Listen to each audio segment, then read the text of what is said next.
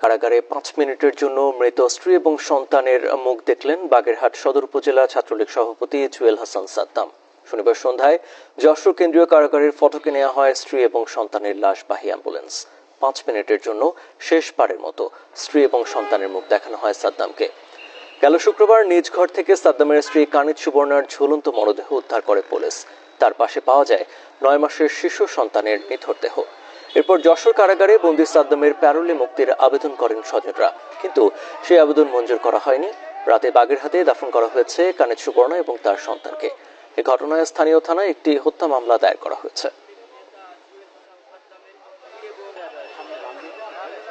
Sunshine আটা ময়দা সুজি ভালোবাসায় তুই রে। সে তো খুনি না, তারপরে এইভাবে জেলে কেন আটকে রাখছে তারে?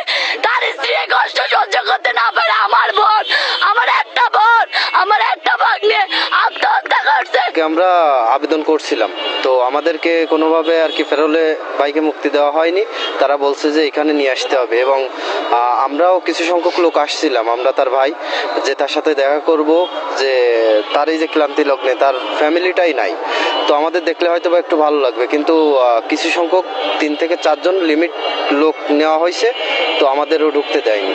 ওরা চাইতো যে জামিন হোক, বা ওরা চেষ্টা করতো জামিনের জন্য, কিন্তু কোনোভাবেই জামিন হইতো না।